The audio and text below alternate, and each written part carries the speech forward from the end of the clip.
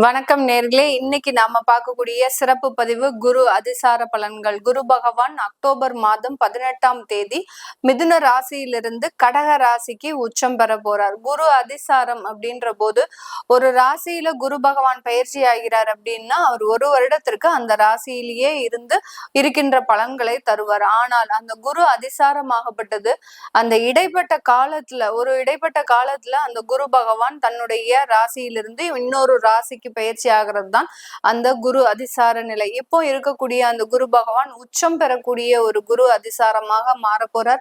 உச்சம் பெற்ற குரு பகவான் ஒவ்வொரு ராசி என்பவர்களுக்கும் ஒரு நல்ல வாய்ப்புகளையும் நல்ல மென்மேலும் ஒரு வாழ்க்கையையும் ஒரு வளமான ஒரு வாழ்க்கையை கொடுக்கக்கூடிய ஒரு பயிற்சியாக தான் இருக்க போகுது. இப்போ நம்ம அதற்குண்டான ஒரு டீடைல்டு எக்ஸ்பிளனேஷனை பார்க்கலாம். இந்த சேனல்ல முதன்முறையா பாக்குறீங்க அப்படின்னா சப்ஸ்கிரைப் பண்ணிக்கோங்க. பெல் பட்டன்ல ஆல் ஆப்ஷன் சூஸ் பண்ணீங்கன்னா உங்களுக்கு என்னுடைய அடுத்தடுத்த பதிவுகள் நோட்டிபிகேஷனா வரும். மீன ராசி என்பர்களுக்கு குரு பகவான் ராசி அதிபதியும் கூட. இந்த ராசி என்பர்களுக்கு குரு பகவான் 5ஆம் இடத்துல உச்சம் பெற போறார். ஏற்கனவே 4ஆம் இடத்துல இருந்தாரு. அதனால ஜென்ம சனின்றது பெரிய அளவுக்கு ஒரு பாதிப்புகளை இந்த மீன ராசி என்பர்களுக்கு கொடுக்கல. இருந்தாலும் அந்த ஜென்ம சனி சின்ன சின்ன ஒரு பாதிப்புகளை தொழில் ரீதியாக இந்த மீன ராசி என்பர்களுக்கு கொடுக்குது. நிறைய மீன ராசி என்பர்கள் அந்த ஜென்ம சனியின் காலகட்டத்துல விரைய சனியிலேயே பாத்தீங்கன்னா வெளிநாட்டுக்கு பயணம் செய்யக்கூடிய ஒரு ஸ்டேஜுக்கு வந்துட்டீங்க. வெளிநாட்டுக்கு போகக்கூடிய ஒரு நேரம், வெளிநாட்டுல வேலை பார்க்கக்கூடிய ஒரு நேரம், இந்த மாதிரியான ஒரு அமைப்புகள்லாம் இந்த மீனராசி அன்பர்கள் பெற்றிருக்கிறாங்க.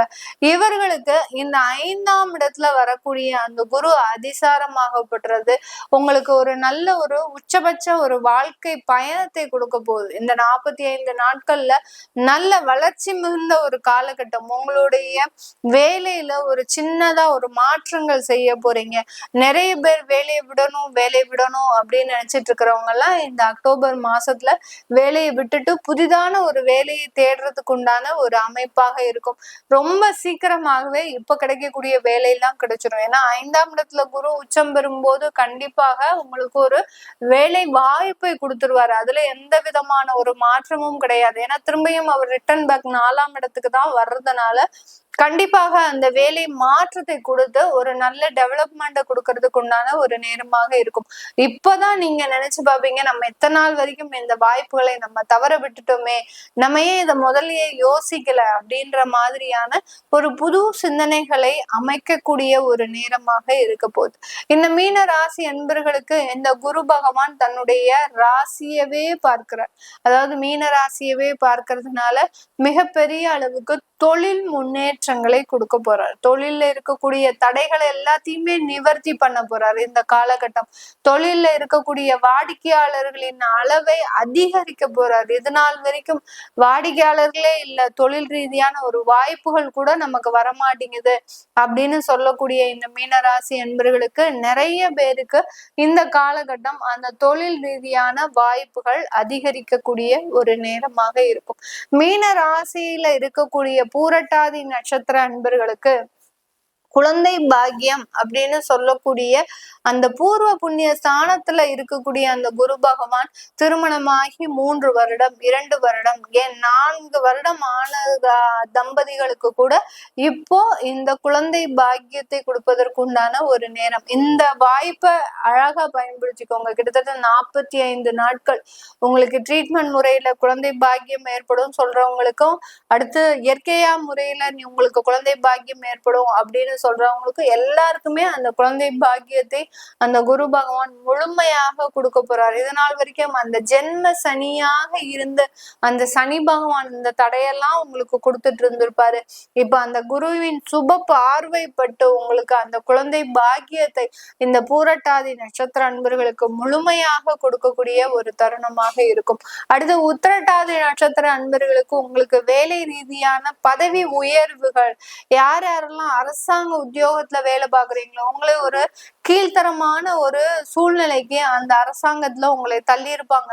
நீங்க இது நாள் வரைக்கும் வேலை செய்துட்டு இருந்த அந்த ஒரு டிபார்ட்மெண்டே வேற, இப்ப வேலை செய்யக்கூடிய ஒரு டிபார்ட்மெண்டே வேற. அந்த அளவுக்கு உங்களை டீக்ரேட் பண்ணியிருப்பாங்க. மிகப்பெரிய அளவுக்கு உங்களுடைய தன்மானத்தை இழக்கக்கூடிய ஒரு சூழ்நிலைக்கு இந்த உத்திரட்டாதி நட்சத்திர அன்பர்கள் சித்தரிக்கப்பட்டிருப்பாங்க. இவர்களுக்கு எல்லாருக்குமே அந்த உச்சம் பெற்ற அந்த குருவினுடைய அதிசார பயிற்சி மீண்டும் உங்களுடைய வேலையில ஒரு அங்கீகாரம் பெறக்கூடிய ஒரு நேரம். அது அரசாங்க உத்தியோகமா இருந்தாலும் சரி, நீங்க கான்ட்ராக்ட் உத்தியோகத்துல இருக்கிறீங்கனாலும் சரி, ஒரு தொழில் ரீதியாக இருக்கிறீங்களாலும் சரி, உங்களுடைய வேலையிலையும் தொழிலையும் நல்ல அங்கீகாரம் பெறக்கூடிய ஒரு நேரமாக இருக்கும். ஏன்னா அந்த சனி பகவான் உங்களுடைய ராசியிலே இருக்கிறதுனால, உத்திரட்டாதியினுடைய ராசி அதிபதியும் சனி பகவான் தான். அதனால குருவினுடைய சுப பார்வை பெற்று உங்களுக்கு நல்ல முன்னேற்றங்கள் இருக்கும். அடுத்து அந்த சனி பகவானுடைய இன்னொரு ராசியும் அந்த மகர ராசி, அந்த ராசி 11ஆம் இடத்தை அந்த குரு பகவான் பாக்குறதுனால கண்டிப்பாக இந்த உத்திரட்டாதி நட்சத்திர அன்பர்களுக்கு மறு திருமண வாழ்க்கை அப்படின்ற ஒரு அமைப்பு ஏற்படக்கூடிய ஒரு நேரம். கிட்டத்தட்ட திருமண வாழ்க்கை முறிந்து உங்களுக்கு 2 வருடங்களாயும் அதை பத்திலாம் நீங்க எந்த விதமான ஒரு முயற்சியும் செய்யாமல் இருக்கக்கூடிய இந்த காலகட்டம் இப்போ ஒரு மறு திருமண வாழ்க்கையை ஏற்படுத்தி கொடுக்கக்கூடிய ஒரு நேரமாகவும் தருணமாகவும் தான் இருக்க போகுது. இந்த ராசியில இருக்கக்கூடிய ரேவதி நட்சத்திர அன்பர்களுக்கு இந்த காலகட்டம் தொழில் தொடங்குறதுக்கு உண்டான ஒரு வாய்ப்புகளை இந்த குரு அதிசார பயிற்சி முழுமையாக கொடுக்க போறார். தொழில் தொடங்குறதெல்லாம் பாத்தீங்கன்னா இந்த 45 நாட்கள்ல எப்படி மேடம் நான் தொடங்க முடியும் அப்படின்னு கேக்குறவங்களுக்கு நீங்க இதெல்லாம் ஏற்கனவே பிளான் பண்ணியிருப்பாங்க. இந்த ரேவதி நட்சத்திர அன்பர்கள் சும்மா சாதாரண நபர்கள் கிடையவே கிடையாது. எதையுமே ஒரு தொலைநோக்கு பார்வையோட சிந்தித்து செயல்படக்கூடிய ஒரு நபர்களாக தான் இருப்பாங்க. அதனால அவர்கள் செய்த அந்த ஃபியூச்சர் பிளான் ஆகப்பட்டது இந்த காலகட்டத்துல எக்ஸிக்யூட் ஆகிறதுக்கு உண்டான ஒரு நேரமாக இருக்கும். 7.5 சனி நடக்குதே மேடம், அப்ப எங்களுக்கு அதுல இருந்து பாதிப்புகள் வராதா அப்படின்னு கேட்டீங்கன்னா, அதுதான் அந்த குரு பார்வை பார்க்கிறார். உங்களுடைய 11ஆம் இடத்தை பார்க்கிறார், உங்களுடைய ராசியை பார்க்கிறார், அடுத்து உங்களுடைய பாக்கியஸ்தானத்தையும் அந்த குருவினுடைய பார்வை முழுமையான ஒரு மாற்றங்களை கொடுக்கறதுக்கு, ஒரு தொழில் ரீதியான முன்னேற்றங்களை கொடுக்கறதுக்கு உண்டான ஒரு நேரமாக தான் இந்த ரேவதி நட்சத்திர அன்பர்களுக்கு முழுமையாக கிடைக்கக்கூடிய ஒரு தருணமாக இருக்கும். இந்த மீன ராசி அன்பர்களுக்கு இந்த காலகட்டம் அந்த குரு பகவான் திருமண தடைகளை முழுவதுமாக நீக்கக்கூடிய ஒரு நேரம்.